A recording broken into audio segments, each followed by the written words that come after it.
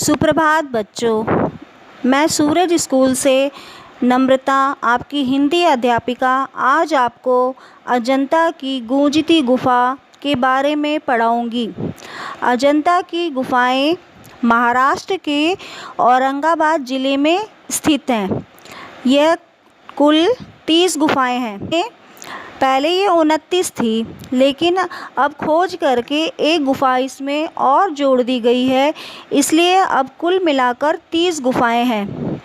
इसमें ये बताया गया है कि गुफाओं की क्या खूबी है। पाठ में ऐसी गुफा की भी खोज हुई है जिसमें एक स्थान पर खड़े रहकर या बैठकर बोले गए शब्द पूरी गुफा में मौजूद लोगों को आसानी से सुनाई देते हैं।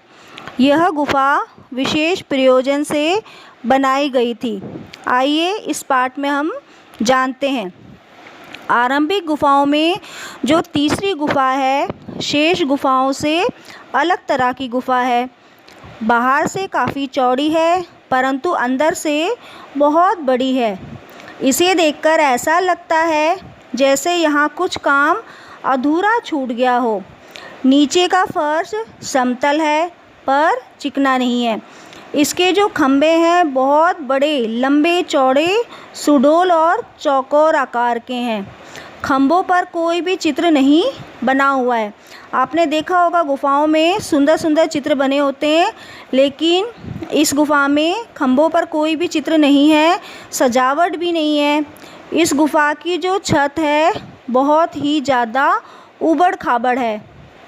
हजारों वर्ष पहले जिन शिल्पियों ने यह गुफा बनाई थी, शिल्पी यानी गुफाओं बनाने वाले शिल्पकार, कारीगर, उन्होंने जो गुफा बनाई थी बहुत ही विशेष आयोजन के लिए बनाई थी।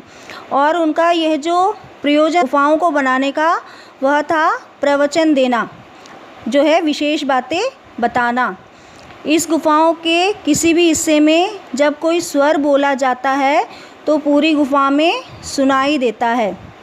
शब्द कितने भी धीमे स्वर में क्यों ना बोले गए हो, वे गुफा में कोई भी कहीं भी खड़ा हुआ व्यक्ति पूरी तरह स्पष्ट सुन सकता है।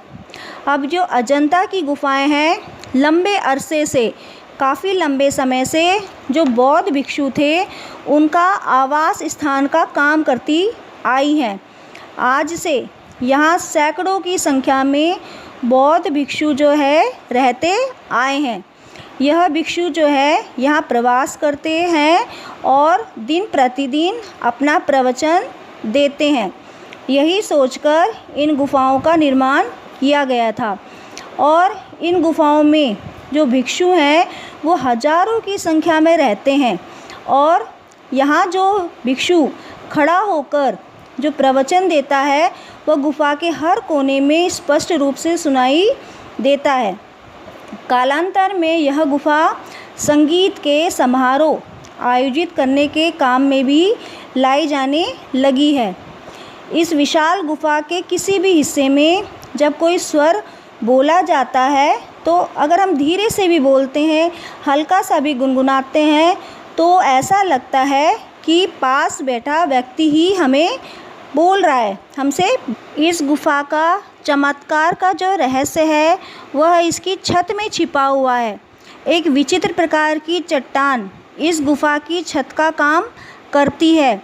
इस चट्टान को एक कोने से काटकर समतल करने का प्रयास तो किया गया, पर कुछ दूर तक समतल करने के बाद सारी चट्टान को बिल्कुल अनगढ़ छोड़ दिया गया। अनगढ़ यानी उसे आकार ना देकर बिना आकार दिए ही छोड़ा गया।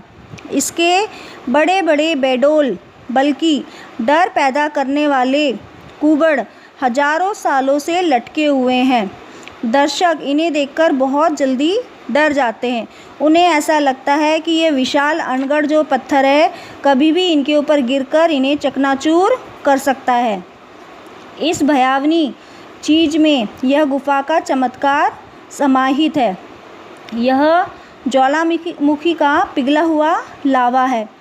जो पिघली आग है उसके फूले और फूटे हुए बुलबुले जगह जगह जम गए हैं।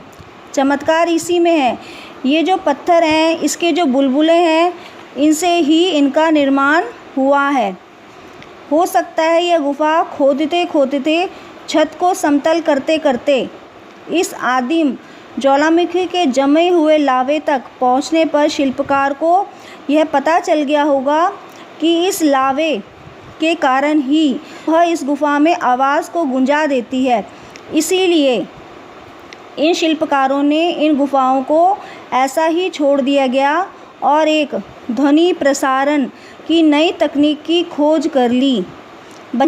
अब इस आधुनिक जो है काल है, इसमें हम ध्वनि प्रसारण के लिए माइक का प्रयोग करते हैं, लेकिन अब से 1-1.5 शताब्दी पहले ही ऐसे ध्वनि विस्तारक यंत्रों का आविष्कार हमारे शिल्पकारों ने कर लिया था। धन्यवाद।